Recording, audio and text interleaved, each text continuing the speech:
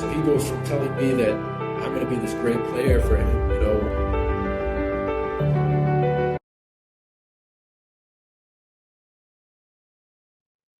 Welcome to the show. I'm your host, Silas Adeki, and this is the Adversity Podcast.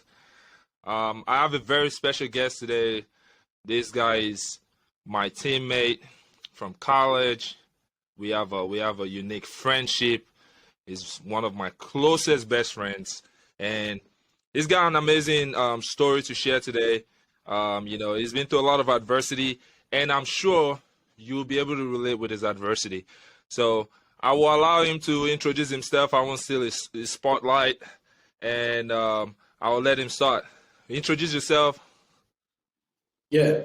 So appreciate you having me on, Silas. So my name's Isaac Farah. I met Silas playing basketball at ETSU last year. And yeah, today we're going to talk about, my story and what my basketball journey has been like. So Where were you born, and where are you from? So I was born in Boston, Massachusetts, and I grew up in Fishers, Indiana, my whole life. So Okay, that's awesome, man. Isaac from Fishers, Indiana. So how long have you been playing the game of basketball, and how did you get introduced into the game of basketball? so I've been playing basketball as long as I can remember.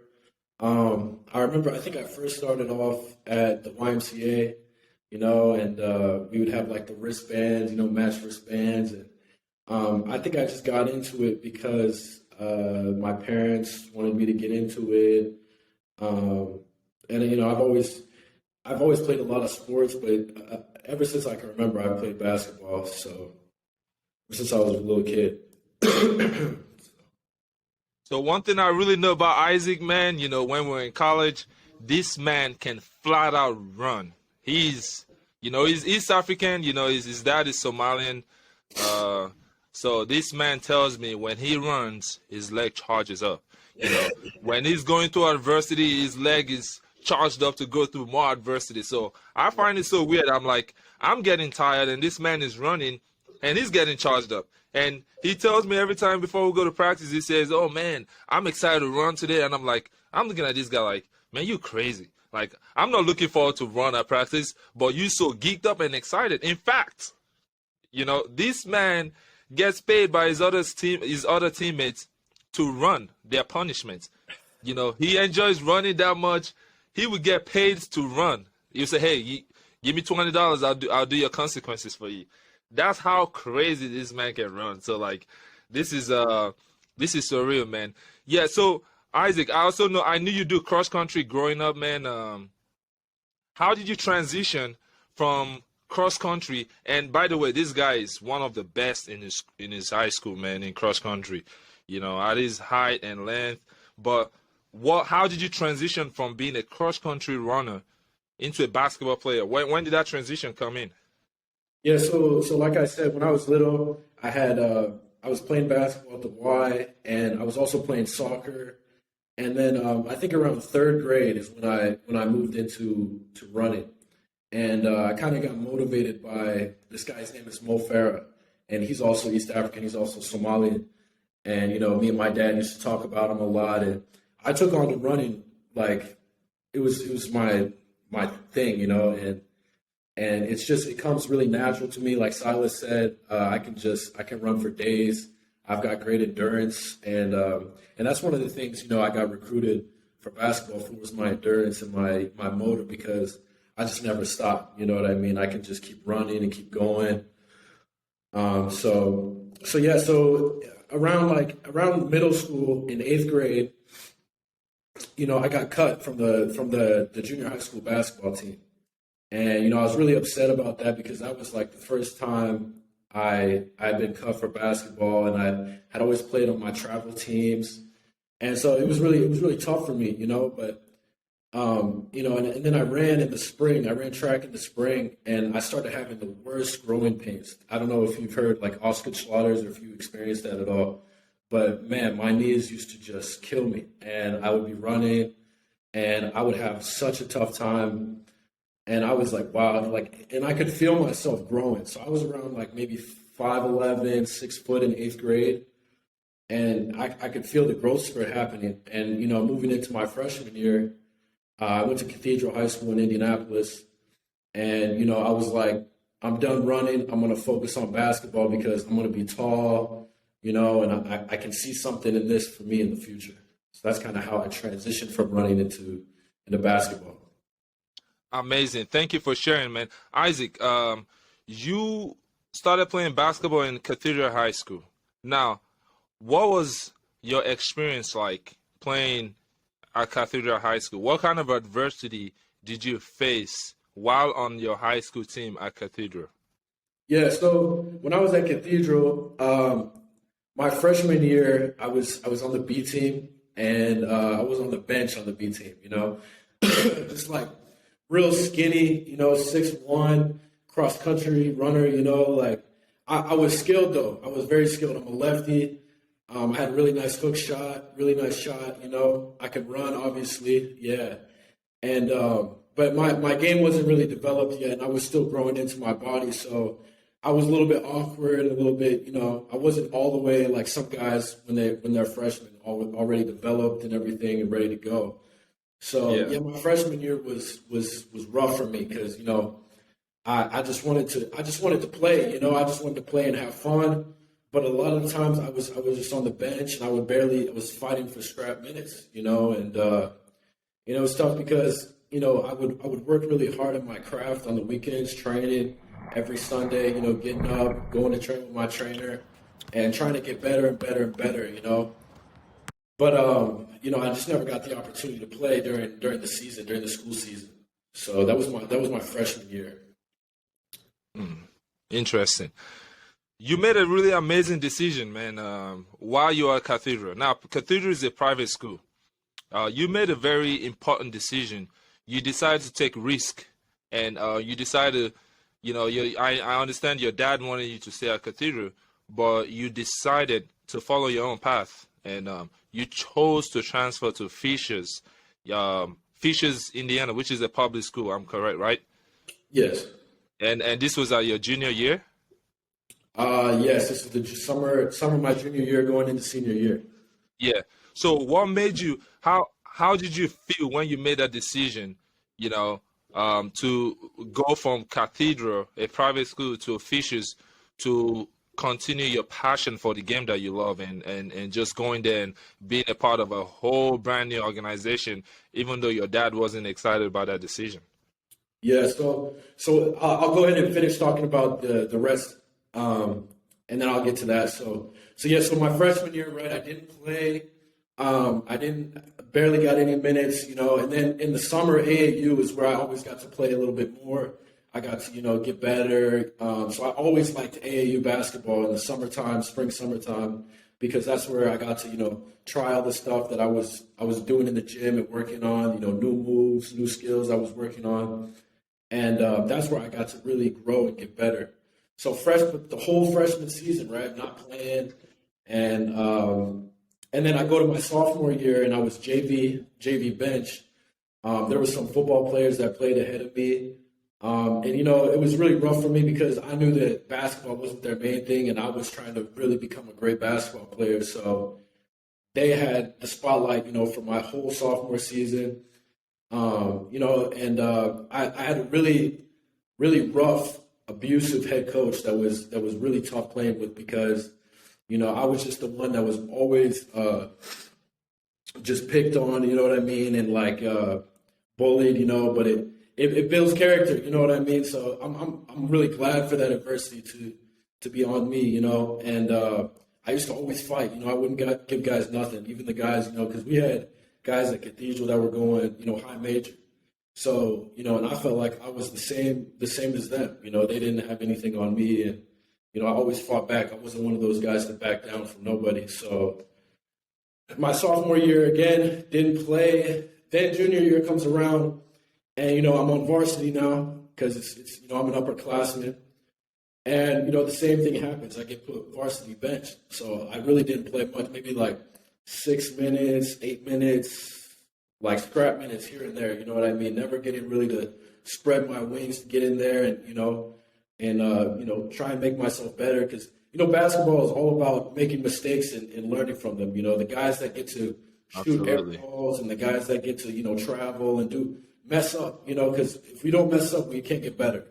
So Right. those are the guys who get to grow and get better. So, and I was missing out on that experience, which was really rough for me.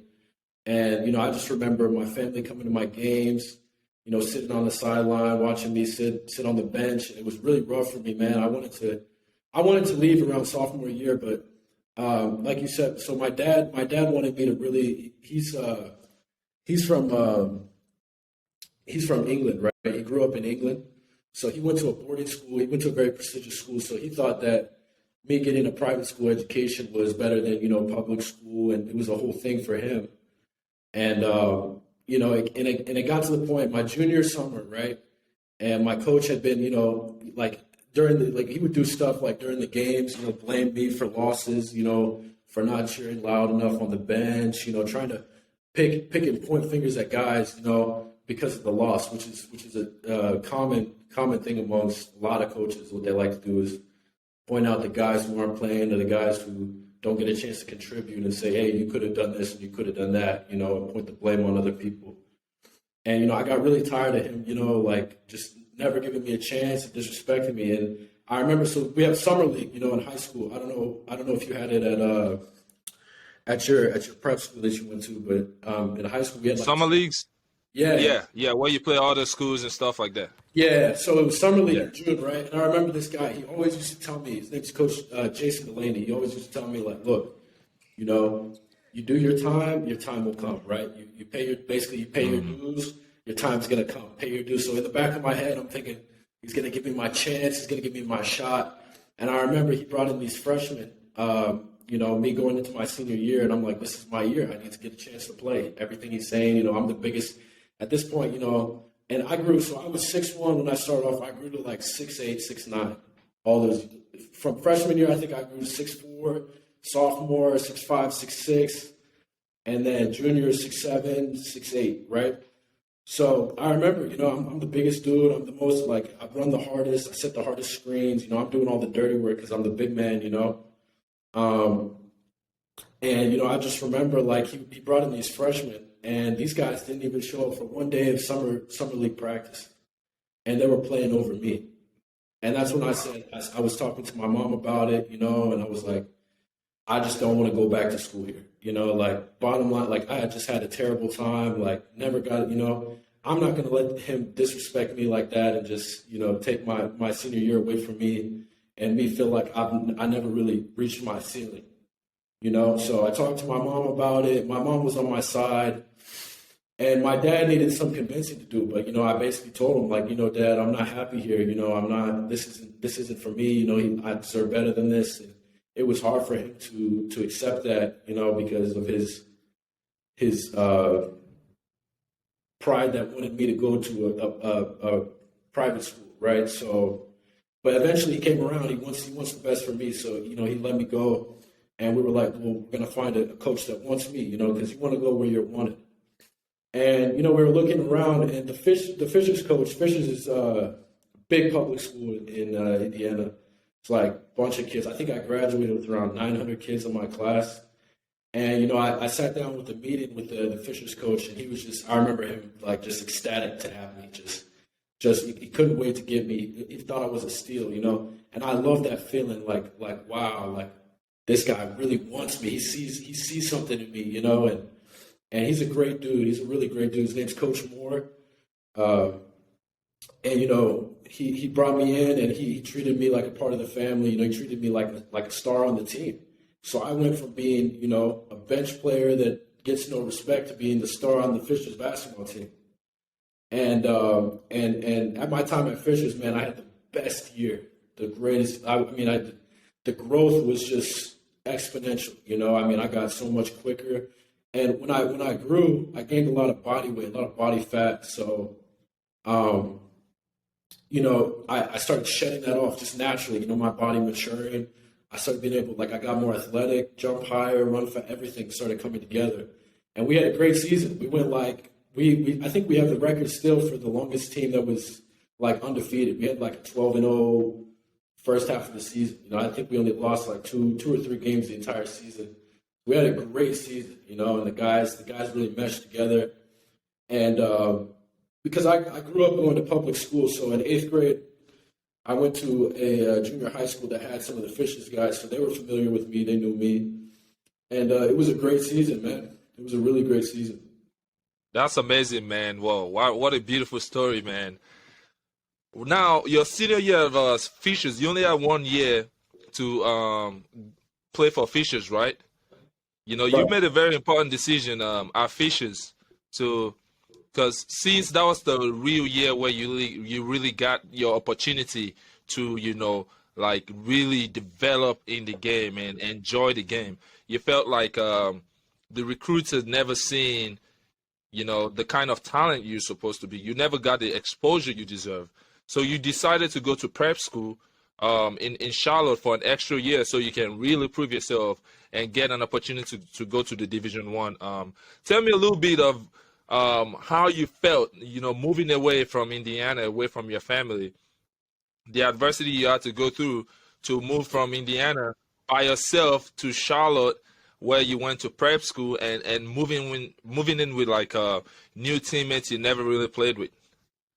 Yeah, so this is the next phase, which is really interesting too. So, I got to the end of the year, we lost in the sectional, and I had some Division II interest.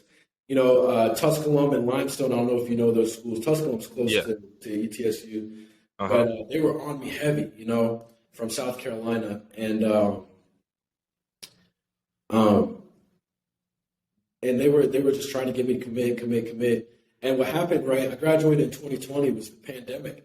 The pandemic was causing problems. AAU had shut down. So my goal was, because right after my season, I have this connect in North Carolina that I met through AAU basketball. His name is Nick Johnson. And basically, like, if you don't know basketball, how basketball work is, it's all networking. This guy knows this guy, who knows this guy, who knows this player. So it's really important in basketball to be plugged in with guys that know coaches. And Nick Johnson, he knows a bunch of coaches. He knows everybody. And North Carolina is really like the scene for basketball. You got Phenom Hoops. You've got what's the other one, Silas? Big Shots. You're talking about Big Shots. There's the EYBO, Adidas Nation, and all that stuff. Yeah. Overtime guys there. Yeah. Everybody was out there, right? It's like the scene for the circuits,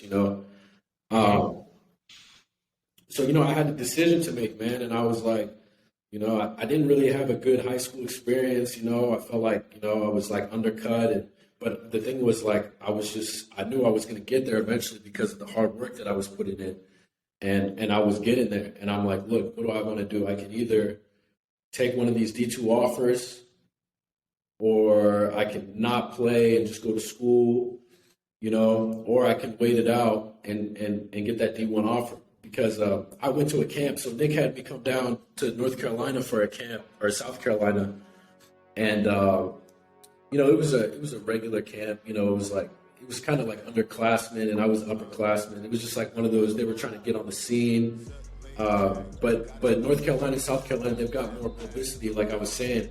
So they have cameramen, people like chopping up videos. They got a lot of scouts that are like the connects are all down. And Indiana's really competitive. Like, you got a lot of dudes that can play in Indiana. So I went down there for a camp, and I was playing against guys who were kind of like scrubs, you know what I mean? But at the same time, like, I was just going off. I was just showing my size. I was dunking on guys. I was showing my skill, how I can move with the ball, how I can shoot the ball. And, these scouts were very impressed. And they were like, wow. And, they were asking me, like, how have you not been discovered by these coaches? Like, you got everything these coaches are looking for. You got the size, the athleticism, the skill, the hustle, the motor. It was like they were ecstatic. They were so excited. And I remember, like, after that camp, I had probably about 12 Division I coaches call me on the phone and talk to me, about how, they were interested in what I'm going to do, what my plans are. And I had never had that happen before. That was the first time it was like, wow, I'm right there.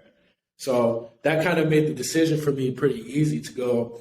okay, let's just see what we can make out of this. Like let's just try this because Nick told me, there's prep schools. If I were you, I would do the prep school route. And prep school is like a national high school team, like an extra year to really showcase, like what you can do and get recruited. So I'm like, okay, let's just go ahead and do that. And he connected me with Coach Wright at Liberty Heights. And, my parents agreed to it, and, I was going to move down there with these guys. And it was big time. And during the summer, I played for Team Loaded, North Carolina, and I got a lot of exposure, and it was great. But the only thing that was the problem was during the pandemic, these coaches, they couldn't come out and watch us. Everything was live streamed and everything was on video. So I kind of came out of nowhere. There's a bunch of like videos and articles of scouts writing of me and coaches.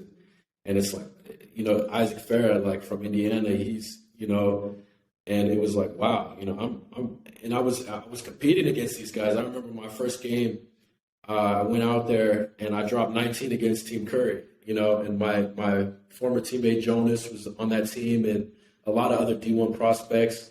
And I dropped 19, and it's like, who's this kid? 6'8", smooth, can play. And I remember just a bunch of coaches just hitting me up, just blowing my phone up, talking to me about my plans and stuff, about Liberty Heights, about how they're excited to come watch me in person and, get to know me and potentially go on visits with my family, all that stuff. So, yeah, it was definitely a cool period to be like, wow, this is happening. This is really happening. Yeah. That's amazing, man. So from going to nothing to having this exposure, just a shock from like, hey, I'm nobody, not starting, from the coach blaming me in my first high school, to all of a sudden, boom, now all these D1 coaches are blowing your phone up. How much pressure did it feel to be able to handle that kind of adversity? Well, was there a lot of pressure to while you're in prep school, of performing, and the pressure of anxiety, like, man, what if I don't make it? Oh, so much pressure, so much. I mean, I'm just like, everything's just happening, and the whole pandemic, I was training with my trainer, Brandon. His name is Brandon, and I was just playing, and I developed a really nice handle, really nice shot.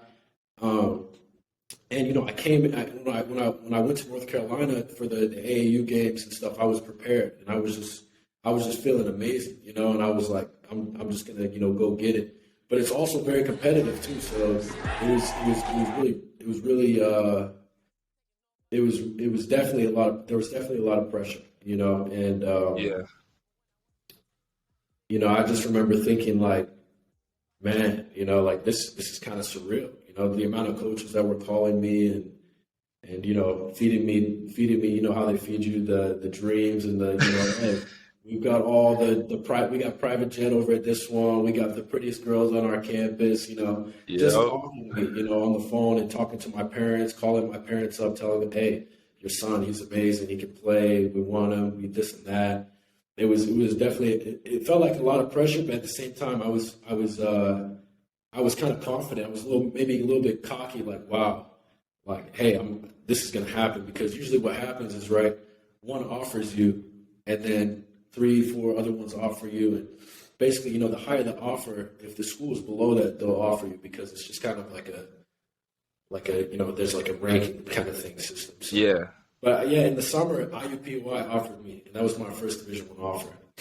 Wow, amazing. Now, to double back on the recruitment aspect, man, college recruiting is like when you first meet a girl, and you find the girl so pretty and beautiful. Oh my goodness, this girl has been in Indiana undiscovered, and all of a sudden, boom, she's just popping on Instagram, and now you in her DMs blowing up her phone. You want to buy a flower or give her the word, and you sell her all the dreams you can sell her just to get the girl. That's the closest comparison to recruitment with with real life and recruitment. It's all about sales. These college coaches, they will sell you an opportunity. And from my end, I did not discover that until I was close to finishing my collegiate career, and which I also shared with Isaac while we were teammates in college, because he didn't even understand the logic. As a vet, I began to put one plus one together, and I was like, whoa, because I also was one of those guys that was in charge of showing recruits around campus in all the universities I've been on. There's just this thing about me. The recruits always find me interesting as a vet, like they want to connect with me. And I realized it's all sales and marketing. You have to sell them a dream. And as soon as they commit, then the reality sets in. Well, that was a sidetrack. Anyways, Isaac, you committed to ETSU University. Now, how many colleges did you have as an option? Because I understand it was during the pandemic. The pandemic affected everyone. Huge adversity. The whole world was on hold. That really affected the choices of schools you had available. And I was affected when I graduated my undergrad. I wasn't able to even walk. I didn't take graduation pictures, nothing, because the pandemic messed everything up. So I went to grad school without official graduation. Now, a critical decision for you. You made your collegiate decision without even visiting the campus. Am I correct? Yep, that's right. Yeah, Yep. you didn't choose the campus, but you had to choose a university because the whole world was almost turning upside down. But thank God for where we are right now. But that was a huge situation that really impacted your destiny as an athlete. That really changed directions for you. How did you come to choose ETSU out of the options you had? Right. East Tennessee State University. Yeah. So I'll go ahead and go back again because we've got to talk about what happened at Liberty Heights, Yeah. So, so the AAU did. I only had IUPUI that had offered me, and they were trying to get me to come in right away, that year instead of go to Liberty Heights. And I was like, no, because, my coaches and my advisors were telling me, like, look, don't do that, like you're gonna get more than that. You don't want to do that, And I kind of wanted to get out of Indiana anyways. I wanted to live in a different state. So I was like, let me just ride out the season. So, but while at Liberty Heights, man, we had a great season, great group of guys. Everybody was real close, like we all worked together. Coach Mike, he did a great job of keeping the team together and really being like this like spirit, that lifted up the team. Guys could trust him, and he really did a lot for his players. I remember him always on the phone with coaches, talking me up, say, hey, coach, Isaac is great, man. He runs the floor hard. He does this and that. There's nothing, and I never had a coach like that. I've never had a coach that put in that much effort towards me. So he really made me feel special, and I was really, really privileged to have him as a coach after having the coaches that I had, at Cathedral and, always, talking me down and talking, absolutely crazy to me, when it wasn't necessary. So having him was a blessing, man. And, we were another undefeated team. We went undefeated, and we came, I think we went undefeated the whole year. I don't think we lost. We went undefeated the whole year. And then we lost to Combine Academy in the Hoop State Championship. So, it was a great season. But actually in the middle of the season though, I went through some more adversity. So, as I was getting recruited and getting looked at, I remember Coach Wright coming into our team house and being like, man, he was just like really, really upset. He was like the NCAA just gave everybody an extra year. So basically that meant that everybody in NCAA Division I don't know if it was Division II, but everybody in NCAA Division I, right, got an extra year to play and got an extra year to play basketball. So it was like now all these spots that are supposed to be there from the seniors moving out are closed up. So on top of coaches not being able to recruit the entire season in person and come meet you and do official visits with you, take you, fly you out to the campus, show you around, they closed that off. And it was like, now there's less spots, it was more anxiety. And then, right in the middle of the season, I think in January, I sprained my ankle really bad. I mean, just really bad. I stepped on my teammate's foot, was doing like a Euro step, stepped on his foot, and just like, I heard a kind of a little pop, and I was like, oh shit, did I break it? I don't know, it swole up really bad. And, and within the next, and I was trying to get back because, Coach Wright, and I felt obligated to my team. I felt like I needed to help them. I needed to be there with them, and actually we did lose midseason because I remember that there was a game-winning shot that was hit on me. So I tried playing in this game. We played against Winston-Salem, I think, the second time. I think we had already beaten them the first time, and I was playing in this game with a bruised, like real swollen ankle, And it was just like, it was so hard, man. It was so hard. I couldn't move, but me, like I have this thing where I gotta go hard, and I can't slow myself down. Like I'm kind of dangerous in a way to myself because, I just play so hard. And, I was playing so hard and Coach Wright kept telling me to, relax and calm down. And, it ended up really hurting after that game, but I remember it came down to the wire and I was in the game at the end, and there was a game-winning shot. I closed out and I got the shot hit on me, and it just felt like, man, that was a really low point for me because I'm like, man, I haven't got the offers I want yet. We just lost, it was on me, because he hit it in my face, and it was really tough, man, with that ankle, And we didn't have a trainer or anything at Liberty Heights. It was like a team house, and we just woke up every morning and we went and played. So how were you saying how I chose ETSU, right? Can you hear me? I might have lost you at the point where you said your team house. Yeah. So how did you get to choose ETSU? So Coach Oliver had recruited me. He had seen me in the summer playing against his son or something like that. And, he told Rick Barnes about me. He was very excited to have me as a player, and he recruited me, and they gave me the offer because I believe the head coach got fired for something, for you guys kneeling for the national anthem, right? Yeah. Yeah, the head coach got fired. That coach got fired, and then Coach Oliver was like recruiting, or he was deciding what he was going to do with the players there, and then he kind of brought in these guys, brought in Coach Mark and then Coach Days and Coach Manny, all at the same time. And I remember Coach Mark called me before he was even at ETSU from Maryland, and they were just on me, and they seemed excited to have me. So, my coach told me to go ahead and take the offer, just go ahead and take it because it had happened in the spring and I didn't want to wait too late. I just kind of wanted to get it over with and be done with it. And, ETSU is a good basketball program, or at least they have been in the past, so I thought it was a good decision, and I decided to go down there. So your first move into Johnson City, Tennessee, what went through your mind the moment you stepped on campus?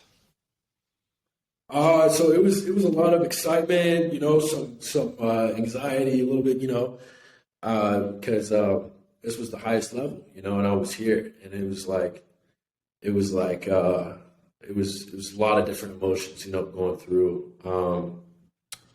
And I remember meeting Silas, I think the second or third day of workouts, this guy comes up to me and shows me something on his phone, and Silas is a real easy guy to get along with, you know what I mean? So me and Silas got really close, and then my roommate Cordell got really close. We were the three.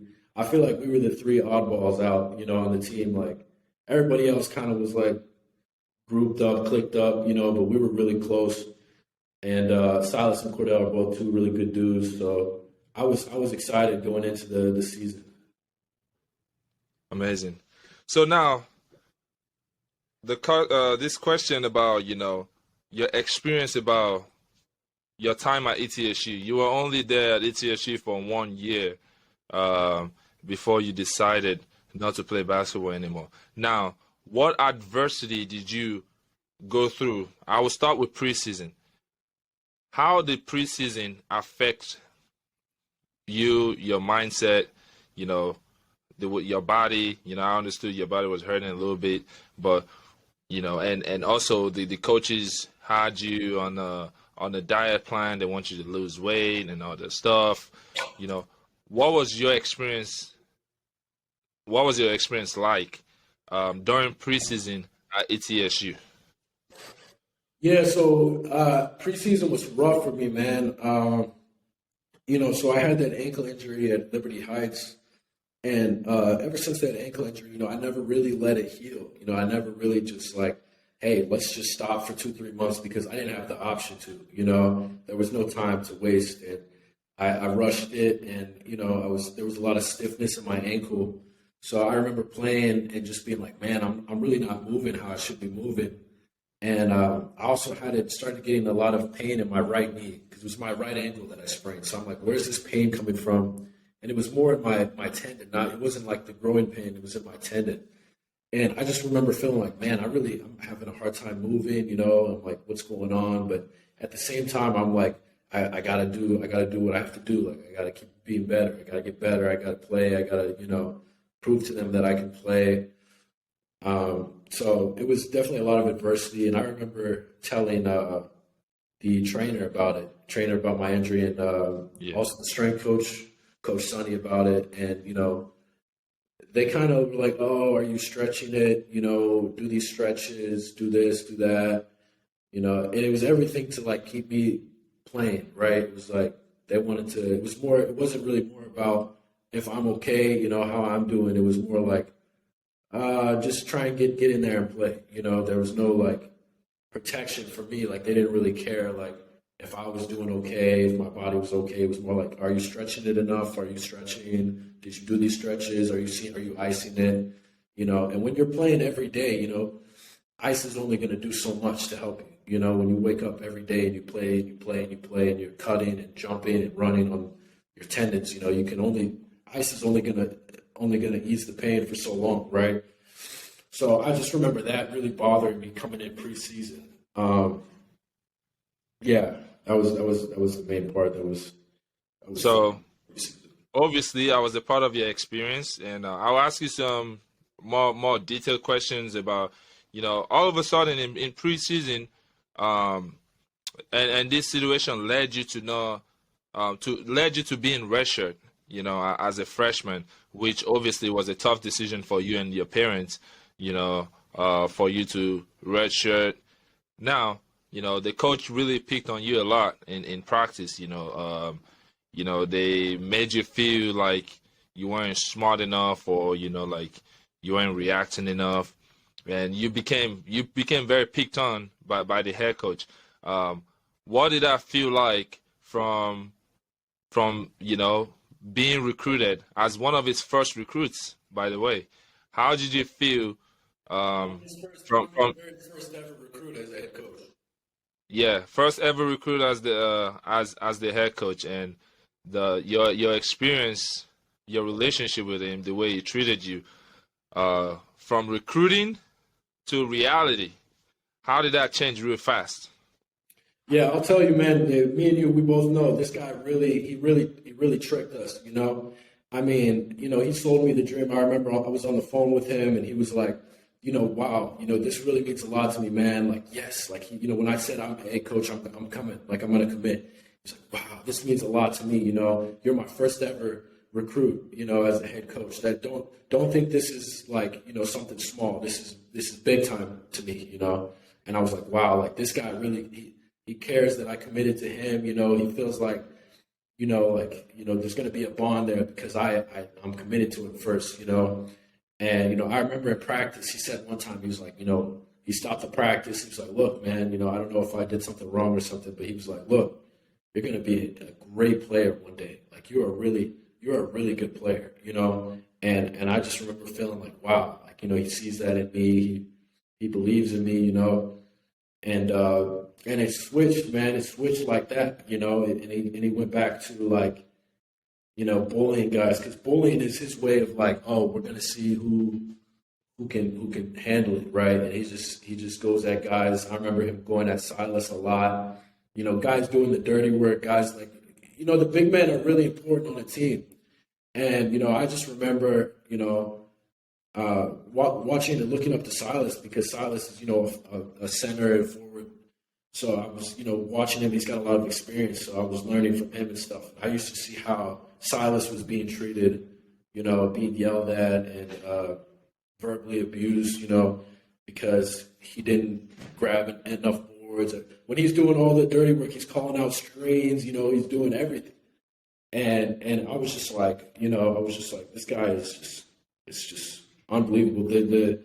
The chemistry at practice was terrible. I mean, we all thought, everybody kind of thought that Coach Oliver was a really good coach coming in, because the guy speaks really well. He speaks really well, and he talks like as if he's got good intentions for his guys, and he cares about his guys. His guys are like his sons. He'd tell us like his sons, but then he would be two-faced in practice. Then it would be like, oh, he can't do this and he can't do that, and this guy right here, he's got problems because he's, and it was just like a whole like degrading like cycle of him pointing finger at this guy, that guy, this guy, that guy, and and then I'll go ahead and talk about the season, because we started playing and we got going, and we were a great team, man. We had Silas, I decided to redshirt, and I was okay with that, because I was like, look, these guys can play.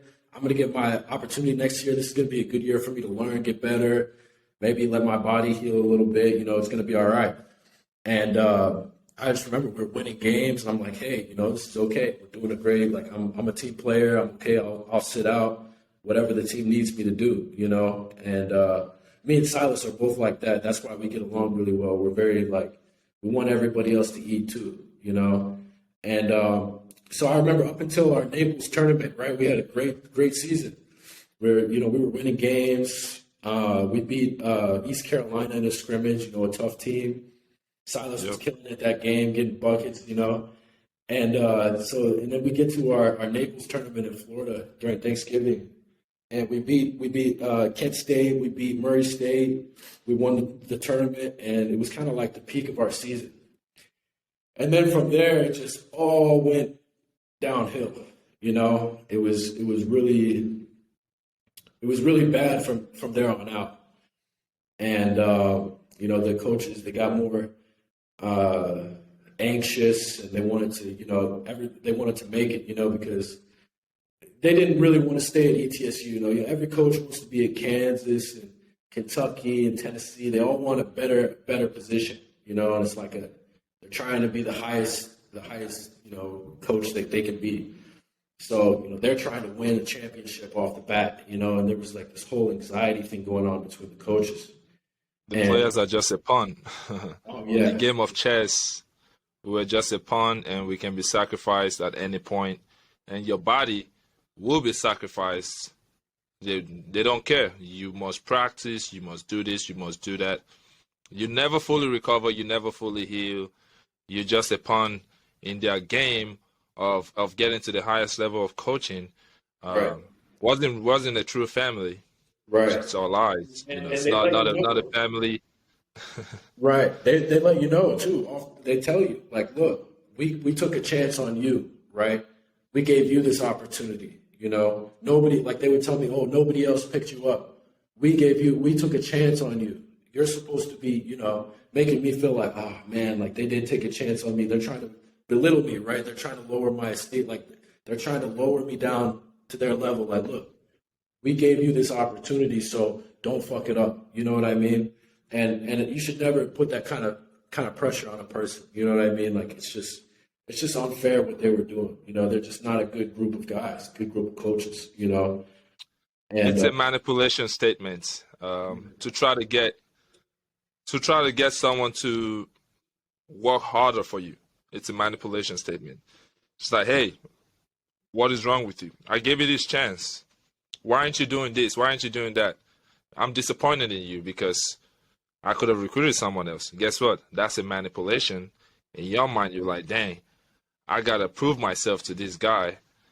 Instead, because that scholarship was not given. It's earned. You earned it, you know. That's what some people don't realize is very few people make it to the D1 level. And when you do, the coaches didn't feel sorry for you. They chose to offer you a scholarship because they saw something in you. You're one of their best recruits, and that's why they chose to offer you a scholarship. Now, on the aspect of, which I felt too, man. While I was in Johnson City, man, that was the most depressed I was ever was as an athlete. I was depressed, mentally depressed, physically exhausted. Not because I'm a vet. No, that's not it at all. And I wasn't the only one that felt this way. There were half of the team was depressed. This was something that was discussed among the teammates and stuff like that, which there was no solution. Nobody really cares. You got to show up and play in front of thousands of fans and put up. You have to be polite to fans and put on the front and be fake and smile everywhere you go. It's all fake because your mental health is at the expense of your representation of the university. How did you? I know you were mentally depressed as well, man. How did that make you feel? From Indiana to Johnson City, playing at the D1 level. You just started your collegiate career. How did you feel being depressed in college? I mean, it was rough. It was a rough time for me, man. There really it got to the point, day in and day out, where there really was no feeling. You're just going through you're just doing it, and you take these shots from the coaches. They jab at you. Nobody's safe. You can't go and talk to anybody about anything. I can't go talk to this coach about something that I'm feeling because he's going to go and tell the head coach that I'm feeling this way, and then it's and then they're just going to keep going circles. They don't care about you. You know what I mean? And it just felt like I had nobody to talk to, except for my boys, Silas and Cordell. And but yeah, it was definitely rough, man. It was rough. Yeah. At one point, man, it was a battle between you and your parents based on the decisions the head coach was making. And your parents, obviously they're not in school with you. They couldn't understand your perspective. And, this is an opportunity, for you to share what really happened based on from you being redshirt, to all of a sudden you being stripped of your red shirt so you can fill up a spot because they run out of bigs. They were going to sacrifice your red shirt year for the team. Without really giving you much choice, and your parents didn't really understand that aspect because no parents is equipped with college blueprint. If you were never an athlete, you don't know what it really is to go through Division I athletics and understand what the players truly go in day in and day out. Not what someone else told you, not what the media shows or the ESPN shows on TV. The behind the scenes, I've peeped you, I've seen you, walk in the hallway and get into, some disagreements with your parents a lot, and they didn't really understand what you were truly going through. How did you feel at that point when it felt like, basketball was putting you and your parents into, adversity, into a disagreement? How did you feel in that moment? Yeah, that was rough, man, because, like you said, if you don't go through college athletics yourself, it's really hard to have a perspective on what's really going on behind the scenes, And, I would talk to my parents about how they would treat me and stuff, but it's different, because the coaches will call your parents, they'll talk to them, they'll say, oh, he's doing so well, and then they'll say, oh, he's lazy or he doesn't love the game, and then they don't know why, And then my parents would call me confused and be like, what are you not doing? Why are you not doing enough? And that was rough for me to feel because it felt like, I was on my own sometimes because, I had to take that and just understand that they don't know what's going on fully because they're not here with me, and the coaches paint a picture in their heads of how things are really going, but it's not really like that, Yeah. and it was tough. It was tough trying to explain to them how, they were treating me and stuff. But eventually, they understood, what was going on to me and how these people were acting. So And I would direct these messages to all parents out there. If you're watching this channel, every message on this channel is, is controversial, and it's for the benefits of upcoming athletes too, for you to pick and choose wisely how you react and make your decisions in college. When a coach calls a parent and say, "Hey, look, your son isn't doing enough, your daughter isn't doing enough, this, that." Most times, I won't even say sometimes, majority of the time, it's not because the athlete isn't giving effort. Obviously, Isaac was a freshman and is still new to college. Transitioning from high school basketball to college is a huge difference. Huge difference, big gap, different pace, shape, endurance, the pressure. It's totally different. And for a coach to call a parent and say, "Hey, he's not doing enough," what truly happened to him, because I was a part of this experience, is his body was not being respected. He was hurt. His ankle was hurt. His knee was hurt. Nobody paid attention to it. Before he even got MRI done on his knee, it was too late. I told him personally, as a vet, based on my experience, is you only have one body. Your body is one. There's no spare part, nothing. That's the same body you're gonna use when in your 30s, 40s, 50s, 60s, till you take your last breath on earth. And I told him to take care of his body and listen to his body, and which he did not.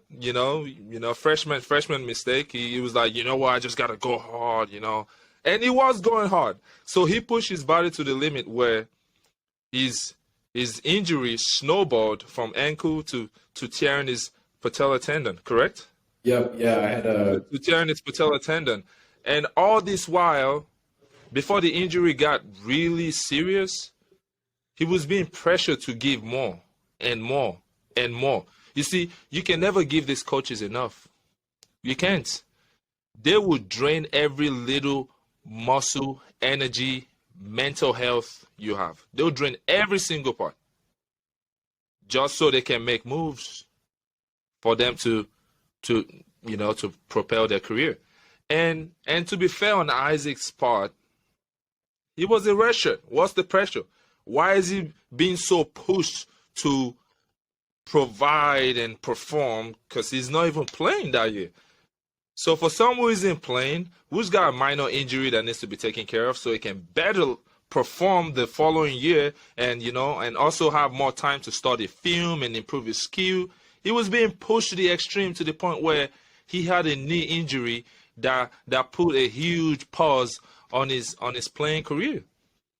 So that's my little nickel on my experience from that part. Is I encourage parents to, when there's two sides to the story, man.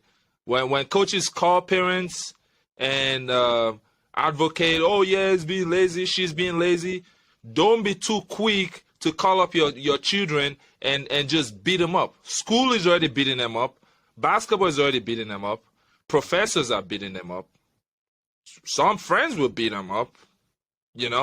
So if parents are beating them up again, you got to understand how difficult it is to mentally. It's so mentally derailing to be beat up from so many angles in life. Huge adversity. Athletes deal with huge adversity. The non-athletes that go to university, they beat you up because they think you're privileged, you're spoiled. In reality, The opportunity was never given. It's earned. You know, I'm smart enough to earn an academic scholarship. You know, coming out of high school, I was 4.0. And I'm sure if Isaac wanted to get an academic scholarship, there's plenty of opportunity to get full scholarship in college. So when people make that statement to athletes like, hey, you get a free ride in college, oh, don't complain. My question to them is, why aren't you on full ride? You know, why aren't you smart enough to get a full ride academically? There's a bunch of scholarship programs out there that can provide a scholarship opportunity. Now, let's divert to how much were you earning at East Tennessee a month? Oh With yes. all pushing all your limits, all your body, breaking it, losing sleep, mental health, not doing enough. How much were you getting paid a month Right. to live on as an athlete They, at the they, highest level, Division One athlete? yep. They gave us $250 a month to live off of. Right. I mean, we had Can you repeat that? Can you repeat that? $250 a month. Yeah. And How much did that help you survive? How did that help you survive? you can't survive off $250, man. I mean, you know, we had like cafeteria access. The cafeteria had a few options. You know, it wasn't the best but 250 is covering everything. You know, it's covering gas. You know, if I want to get a new pair of shoes, or if I want to get, you know, go somewhere, like 250 for the whole month.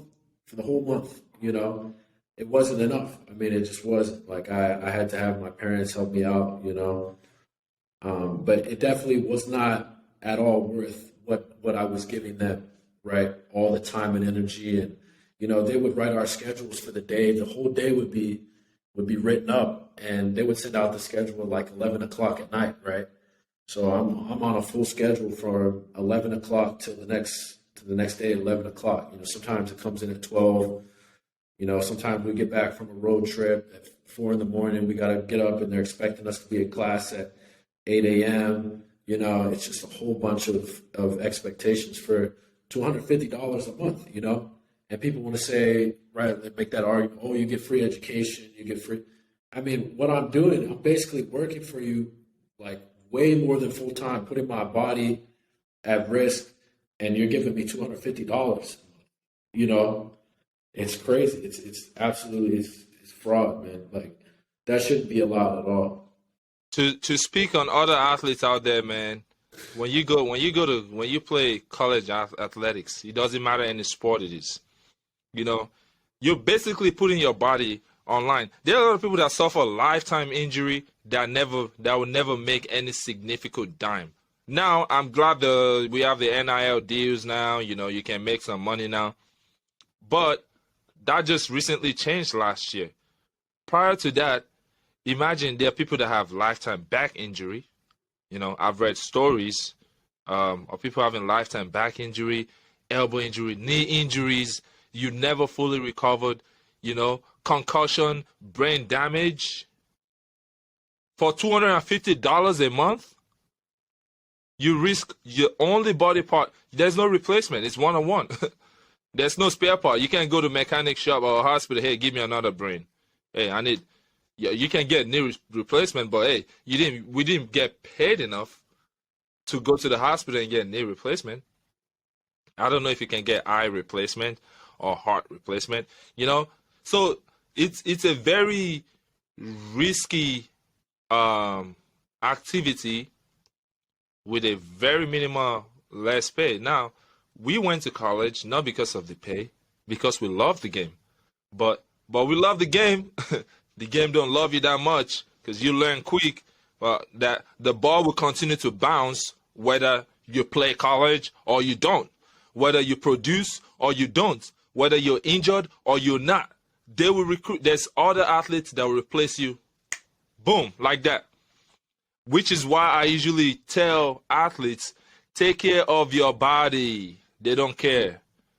I'm not here to preach don't play hard. I didn't say don't play hard. I didn't say hate your coaches.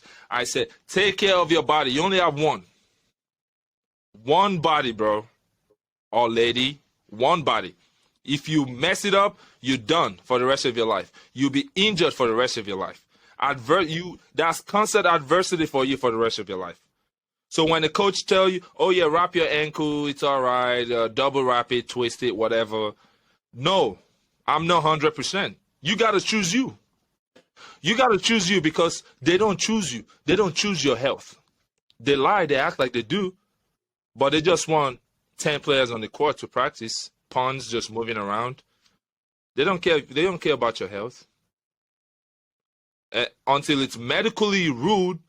And for it to be medically rude, it's got to be a critical situation. When it's very severe, when you're supposed to really pay attention to a mild injury, they don't care. If it's mild injury, oh yeah, push your body through it. You know, people say Mamba mentality. Man, Mamba was getting paid how much? Millions of dollars. Sponsor deals from Nike. And we got college athletes talking about play through the injury, push your limits. It's BS. You're not getting paid nothing. If Mamba mess up his spinal cord, he can go get a new one. He got that much money. LeBron James takes care of his body because he's made millions of dollars. We haven't made nothing. You're not guaranteed to go pro. So if you mess up your ankle, you mess up your knee, you mess up your spinal cord, or you suffer a lifetime injury, guess what? The next recruit is coming. And you're gonna be off the side. And that's your life. And another big key word is, you know, when they tell you, hey, your family for life, very seldomly do you have a coach who is actually family for life.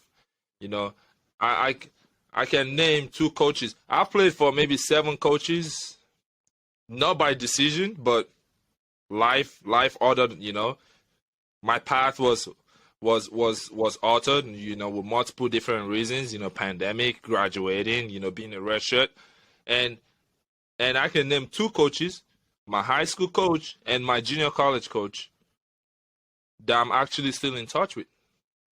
The other coaches, the Division I coaches, cap.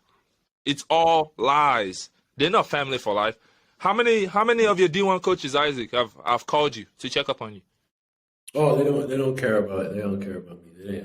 They ain't but when we huddle though, what family of 3, brothers and 6? right. You know, those are all temporary, man. You will understand real fast that those are all temporary moments. It's all false. You see, I'm a person who enjoys, like, when I say something, I mean it. I like to mean my words. And you remember, Isaac, there was a point in practice. I stopped saying family on 3, didn't I? Family on 3 and brothers and 6, didn't I? You were like, this isn't a brotherhood. This isn't, you know, you were like, I can't even say this. You know, this is fake. And I remember, I think where it started for you was where, you know, Coach Oliver made us rate the players ourselves out of, you know, 1 out of whatever it was, 12, 15, right? We had to rate who we thought should play the most out of everybody. And you were like, I'm not doing this. I'm not the coach, you know. Why am I rating the players? You know, this is the coach's job to rate the players, right? That's not right, you know. And he was like, well, just do it, you know, just do it, Silas, you know. And you were like, you know, that's kind of where we kind of figured out, okay, this guy is a little bit, you know, is a little different, right? You know, like that's not a normal thing that happens, right? You see, what happens when you rate your own teammates is, not only do you boost the ego of maybe we already know who the best player is. Let's be real. You know, I knew at the time I was the best big and I had the most experience, but that doesn't mean Isaac coming in as a freshman is less talented or less skilled. You know, it's just a matter of time for him to really develop into that player and, you know, have more experience. You know, you can't really buy experience, you know. And I had that experience. So for people to be rating guys like him as the last on the team or not a good 3-point shooter, it lowers the player's confidence. You know, it's a confidence killer.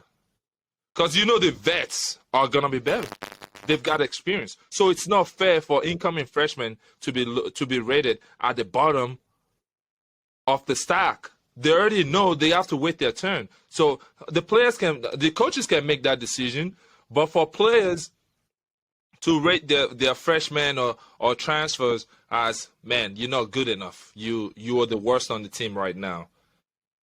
Think about how does that affect you, Isaac, going into practice, knowing you were rated at the bottom.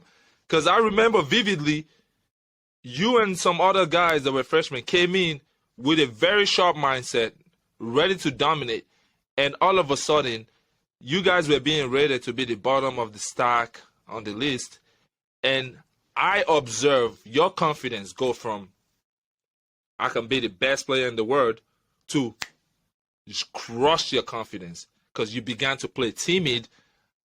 Based on respect, you're like, man, that's the best guard on the list that were rated. You were afraid to really push like you guys did in the summer. The respect changed. You know, if the other players began to treat the guys on the list like lesser. Oh, you're not up to me. You're not good enough. I'm ranked higher than you. Right. And on the team where everyone was supposed to bond together, that just divided the team into half. Now, very, very few guys on the team still had respect for those guys that were rated at the bottom. Like me personally, I don't care who's the best player, who's the worst player. You know, I treated those guys equally because that's how you suppose. It's a team. It's a family. We're supposed to grow together. And we learned real quick it wasn't a family. And the coaches are, you know, favorites and stuff like that. They tell you one thing, you do the other. You know, it's just not realistic. You know what I'm saying? Anyways, man. Now, the decision. What made you leave ETSU? What happened that led to you leaving East Tennessee? A lot happened, man. And I know this is interviewing me, but I want you to talk about how you left, you know, and why you left the middle of the season, because that was a big momentum shift for our team, you know. And I think people should definitely hear about what happened there, you know, mid-season after Naples, and why you left and why you decided to leave the team as a senior, almost ready to graduate, you know. I think you have a really good story to tell, like, you know, about what happened and what the coaches were saying to you and how they, you know. I think you should give that 2 cents, and then I'll go in after and talk about what happened after the fact, after you left. Okay, yeah. After Naples, we won the championship, competed against the best team and some of the best team in the country. You know, from dominating in preseason to my experience in season, which for me, I wasn't getting, you know, enough touches. Obviously, you witnessed how hard I worked in preseason, working on high release, extra shots, which, based on the coach's perspective, it still wasn't enough. You know, you can never fully please them. That's the reality. But even on days we went in the gym and we didn't notify the team that we was in the gym. I'm sorry to interrupt, but, you know, it was like you were doing all this work, right? Setting screens, yelling, calling out, doing everything the big man is supposed to do, right? Hustling, grabbing boards for guys. But it seemed like only the guards get to take shots, right? Yep. It wasn't throw it in, you know, and then you cut off, and I'm gonna find you, and because if you want to win, man, everybody's got to be together. Everybody's got to play together. And going back to what you said about the ranking, that's one thing that Coach Wright at my prep school did really well. Is like he would sit down and talk to us for like an hour and a half, 2 hours about how some of the least, like, the worst guys on the team, or not the worst, but like the guys who didn't play, right, how valuable they were. And those guys would come in and hit a three right when we needed them. And it was like, you know, you got to find the best in people so that they want to play for you. And I think that's what Coach Oliver didn't understand, was like, he thought that, you know, and I understand he was raised in a certain area and he probably came up different, but like, he didn't get the fact that, look, if I try and bring the best out of everybody, then they're going to want to play for me and play for each other. But instead, his approach was, let me break down everybody and take away things from everybody, and then the guys who are the best will go and they'll be the best. It just brought people apart, and it was selfishness.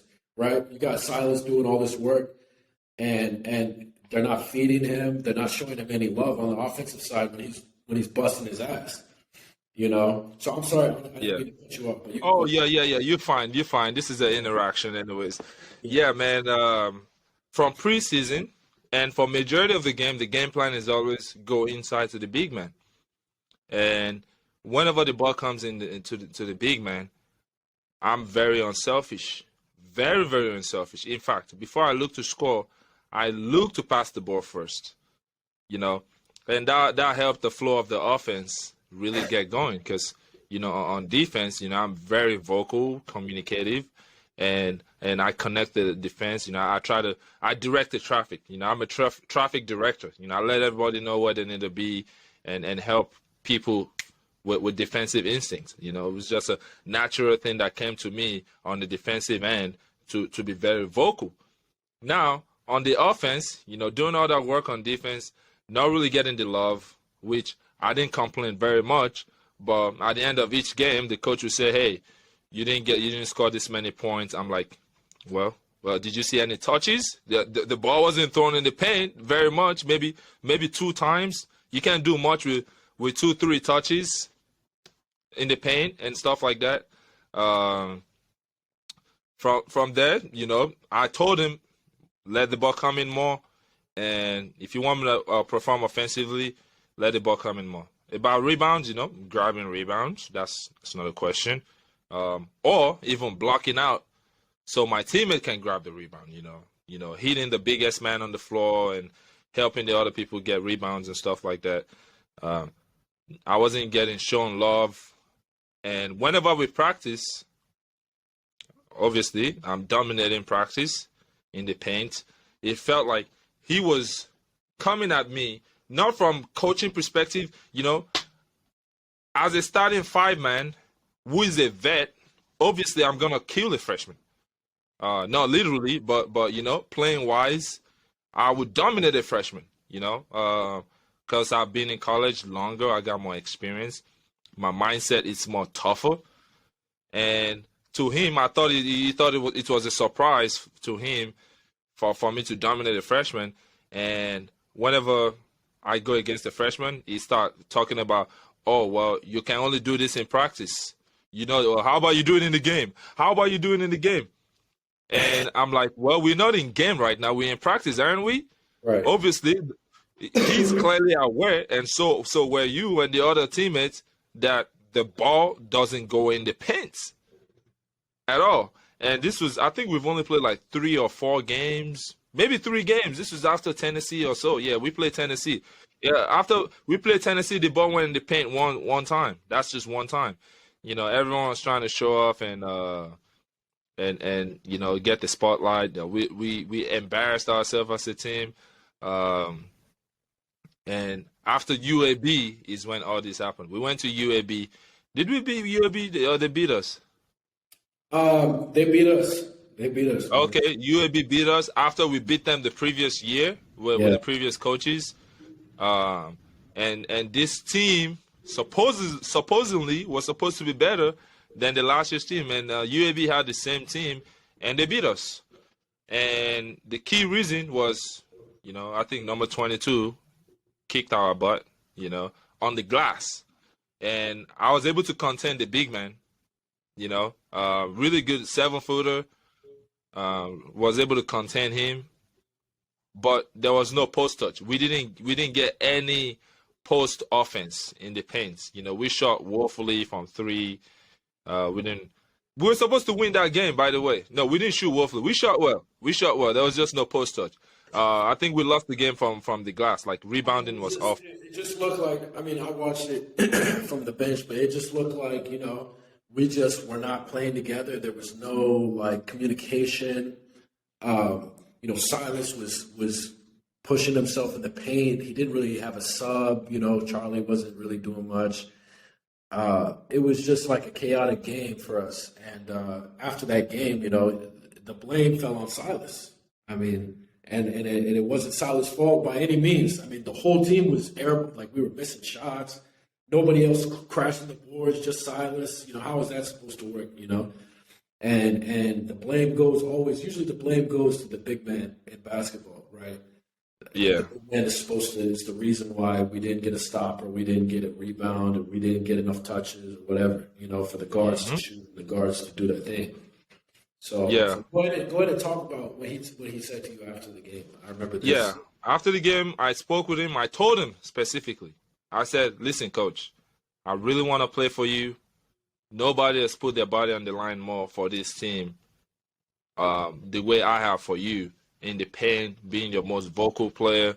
You know, I told him I'm hungry, but you're not feeding me the ball. We draw the game plan to throw the ball in the paint, and the moment the game starts, the ball doesn't go in. So it's out of my control." And it was like, "Oh yeah, don't worry. Yeah, that's gonna change," which he's always been saying, "That's gonna change. That's gonna change." Then that was the week where we practiced, and I think I was going against Clips uh, in the paint in practice, and I was killing Clips. Just my normal stuff, hook shot, doing what I'm supposed to do, taking care of my business as a player who's a vet. And he kept yelling at me and was saying, "Oh yeah, you can only do that in practice." And I was like, so I went back at him. I was like, "Well, throw me the effing ball. Give me the effing ball in the game and see what happens. You haven't thrown me the ball in the game, and you yelling. What am I supposed to do in practice? Miss shots?" Like, he began to be a pessimist. I'm like, we're on the same team. We're supposed to be bonding. You're supposed to be coaching me and mold me to be a better player, but instead you're pulling me apart for being great, for doing better what I'm supposed to be doing. I'm taking care of business, and you're pulling me, you tearing me apart. And when the freshman comes at me, he says, "Oh yeah, yeah, go at him." I'm like, okay, so there's obviously like you're like the enemy now. Yeah. You are the opposition because you're not acting like my coach. You're acting like you're coaching. I felt like he was trying to create like some kind of like fight in practice, right? That's what it Yeah, seemed like that was his goal. unnecessary tension. Yeah. That shouldn't be happening within your own team. You should be creating tension against another team. So that's a fail on his part as the coach. And when we watch film, we watched the UAB film, and that was when the ultimate violation that I would not allow to ever happen to me as a man was when it said to my face that if he puts me in the corner, if they put me and him in the corner right now, he would beat me up. Oh yeah, you just big. If they put me and you in the corner, in the boxing ring, in the tight corner, I'll beat your ass. I'm like, okay, like, me just sitting in practice. I mean, in the film room, respectful, didn't say any word, and he was blabbing left and right, and talking about the Charlie, which is my substitute. Me and Charlie was exchanging minutes. Oh, he's better than you. It's not even close. No, Charlie is so talented than you, and it's not even close. So I was like, why am I your starting five man? You should play then. If he's better than me, he should dominate me in practice and continue to dominate in the game. And I won't have an issue with it. I'm a very fair guy. If you think someone else is better than me and I don't earn a position, why am I a starting five man? That was where things weren't making sense. And that's where I felt like this man wasn't coming at me from a coaching perspective. He was coming from my dignity as a man, devaluing my value on the team, disrespecting my talent, my God-given talents, disrespecting it, saying I'm not even talented and it's not close, disrespecting all my hard work, coming from Nigeria to the United States, playing on the best national high school team, winning national championship, playing in one of the best JUCOs, winning conference championship, playing in one of the best undergrad universities in the Horizon League, winning on that team, to disrespecting all my hard work that I've poured into the game and telling me I'm not even talented and it's not even close. You know, that for me at that point was the beginning of the end for me. And even though I was close to the end of my graduate semester, I said, man, I would not allow another man to strip me of my dignity. And he was saying some BS about my business that I was operating, how I'm putting food on my family's table, and disrespecting my family in Nigeria, talking about the concrete jungle is better than the African jungle, disrespecting where I came from. That's where he crossed the line, and he didn't have any respect for me anymore. And when I noticed, okay, there's no respect for me anymore, I have to walk away because why? I have self-respect for myself. Right. And me having self-respect for myself made me walk away from the game that I love. I love the game. And as you know, this wasn't a last-minute decision I made. It was a build-up. I didn't cover everything that happened behind the scene. I'm just highlighting what really happened. Right. This was a build-up, from being forced to want to be vaccinated. And yeah, I lied about being vaccinated. They wanted me to vaccinate, and I was like, you know what? Yeah, I did get vaccinated, and I tried to make a counterfeit card. But you know what? I came out last minute. I was like, you know what? I'm not gonna give these people this counterfeit card. I'm like, I don't want to be vaccinated because everybody has been sick. I was like, look, I'm not sick. I don't go out. If I have COVID, it's my fault. But guess what? I'm not spreading anything. And this is not a mandate by the government. It's by choice. And I'm not going to allow my First Amendment to be violated. So it came down to me being disrespected by the head coach and wanted to be forced to be vaccinated, which I disagreed. And that was the reason why I left the team. Yeah. And Yeah. like you said, him disrespecting you as a man, I remember being in that film room when he said that, and I couldn't believe that he had said that, in front of the team like that, because all your teammates are there, everybody's there, we're breaking down the film, and it's like all of a sudden he's trying to pick a fight with Silas, talking about how, he would beat his ass, if he put him in the corner because of this and that, and because trying to make him like Silas as if he's soft. It just wasn't the right tactic to bring a team together, and Silas was feeling discouraged, and Silas is putting in all this work, as the big that doesn't get fed the ball. And, I was like, yo, when Silas asked me what he thought I should do, like, I just told him, bro, like, you deserve better than that, man. You shouldn't be talking to you like that, And, I was just like, yeah, man, I mean, I think the best thing is to walk away, because when you walk away, he's going to feel that. He's going to feel that when his starting big is gone. Now what, coach? You know what I mean? Like, where's the front line now? Because look what you're doing.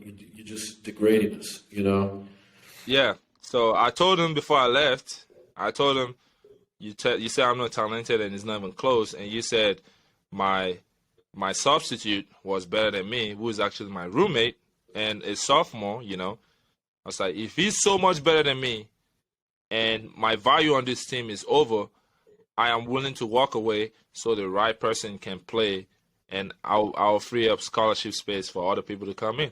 And that's exactly what I did. So what happened after I left? How did that affect, you being taken out of red shirt, and how it ended your college career at ETSU? Yeah, so when you left, man, it was like a shock in a practice, and I felt like a lot of eyes were on me because me and Silas were really close. That's my boy, like, so when he left, it was like, hey, your boy's gone now, this and that. Like, I remember Coach Mark coming up to me talking like, oh, like, you're gonna be still a player here, this and that, But it just went downhill from there. I mean, we couldn't really do much without Silas. Silas was a big part of our front line, and after Charlie, it was just me me and Matt, two freshmen, and it was like, did I want to play? I didn't really want to play because my body was hurting, but at the same time, I wanted to play. I wanted to get my chance to play, and and by the way, this wasn't just Silas that this was happening to. Like he was picking out. It was more certain guys, right? It was me, Silas, and a few other guys, but he really didn't like me and Silas. And I remember, he would I've never seen a coach treat his staff so poorly. These assistant coaches would be giving scouting reports, and he would just shut them down. A grown man just absolutely violating another. I couldn't believe what I was seeing. Guys used to be laughing. We'd be breaking down film, and guys would be giggling because he would, stop Coach Davis from talking, and it was wild, man. Have you ever seen anything like that, Silas? Never. So unprofessional. Yeah, I've never seen anything like that. But yeah, man, so after you left, they came to me. They thought, first of all, okay, we can do it without. We don't need anybody. We don't need it. He would refer to Silas as the big African, right? Oh, the big African's gone, so But guess what? That's not going to stop us. This and that. And for weeks, man, every practice, the big African. And I used to be like, what is this guy talking about? The big African. Who is this guy? You know what I mean? And for weeks, and then we went on, we started playing games, we started losing games, and we didn't have anybody. Charlie was doing it by himself in the post with Clips.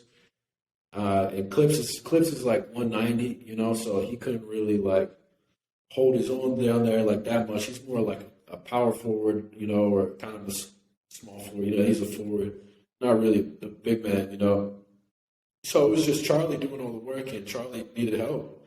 So they started looking at me and Matt, and I'm like, look, it's almost all the way through the season now. Almost more than half of the season's I've lost. And, they didn't have to, me and Silas talked about, they didn't have to redshirt guys. They could have just been playing guys and giving guys minutes here and there, because these seasons, man, they're really long, really long seasons. And guys get injured in between. I remember Silas had a concussion, then Charlie had a concussion, so sometimes it would be one guy's out. We're only in with two guys, two bigs, which is Clips and Silas, or Clips and Charlie. And it would have made more sense not to redshirt the freshmen, right? Me and Matt maybe, and give us some reps and give us used to the game. And I wouldn't be upset with not having as much minutes the first year, right? But at least I would get some experience. So they came to me and they wanted to bring me out of redshirt.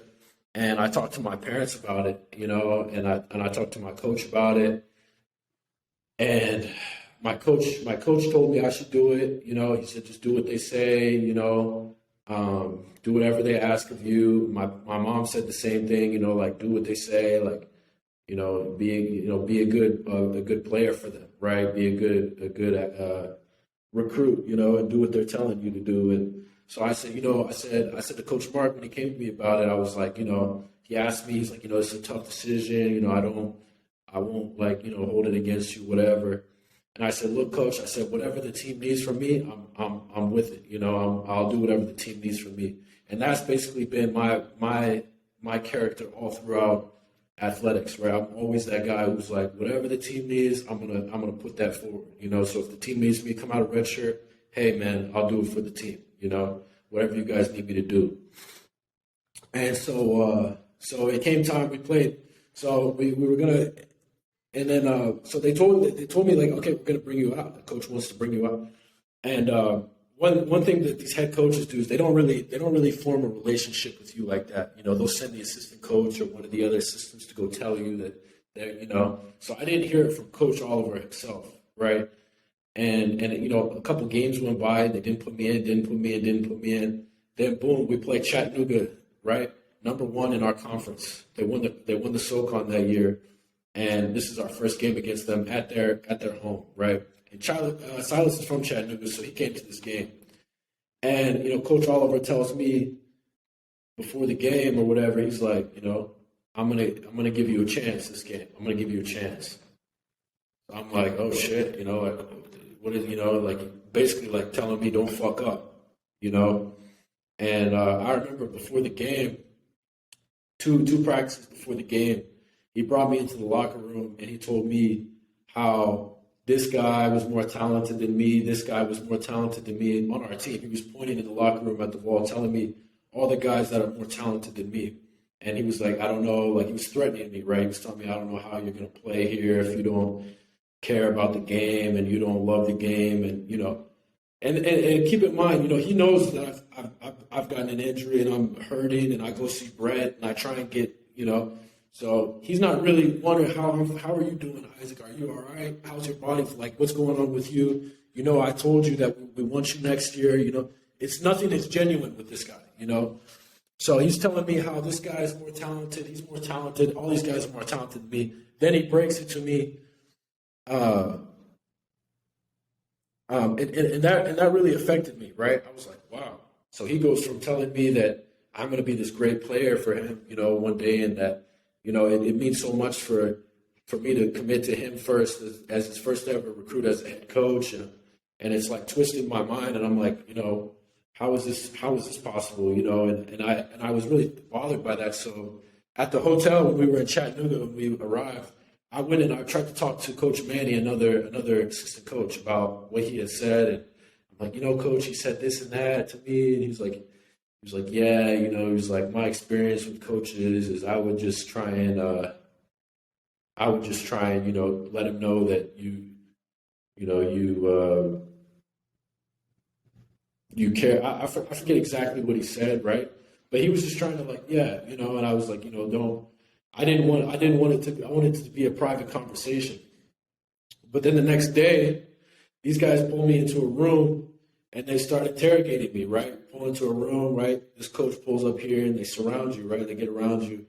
And they did this to you too, Silas, before you left, right? They get close to you and they start, well, you don't love the, and I didn't say that, and I was saying that you need to, and he was trying to press me. And he was like, well, you're going to get a chance today and whatever. So I'm feeling all these emotions, right? Like, shit, man, all this, my boy is gone. Now these guys are fucking, and we get to the game and he's like letting it know, I'm like, I'm going to put him in today, and everybody's like looking at me because the guys on the team know I can play, man. They know I can play. And they're like, hey, come on, Isaac, we need you. This and that. And Ty was trying to bump me up.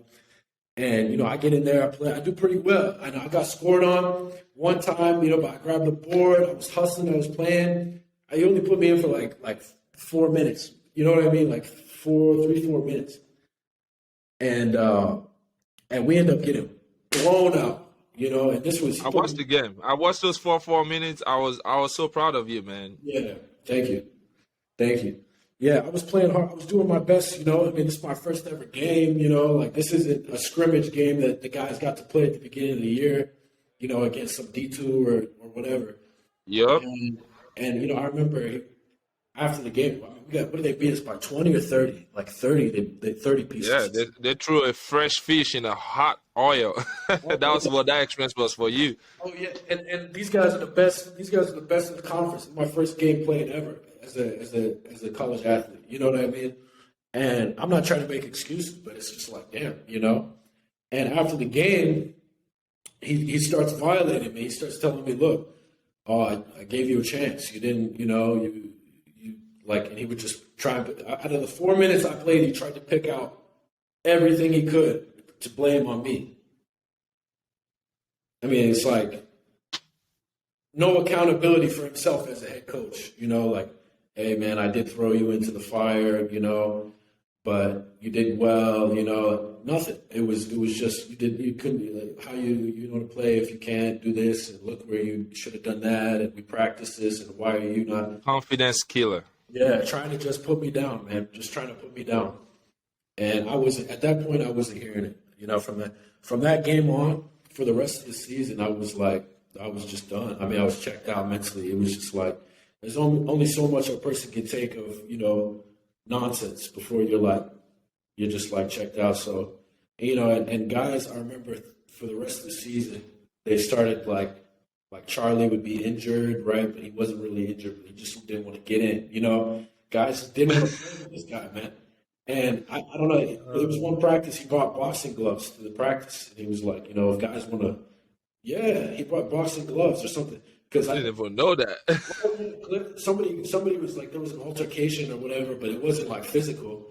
And the guy brings boxing gloves in, and he's like, look, if this is how we used to do it, and it's just like he's trying to start fights at practice, when there doesn't need to be fights at practice. We can play hard against each other and still be brothers without trying to fight each other. You know what I mean? And guys just checked out, man. I started watching guys, and I'm just like, look at this shit. This guy would check out. This guy's checked out. This guy's like, it's like he almost just like, he just manipulated everyone. I mean, everybody thought he was going to be this coach that was real, and because he talks a great deal. Like, oh, I love my guys like my sons. We're going to be great. We're going to run. He told us we're going to play. What did he say? Like, we're going to play a full court defense. We're going to be up people. We're going to play fast. And we never ended up playing like that. He just picked the top players to score, right? 2-3 guys get most of the scoring opportunity.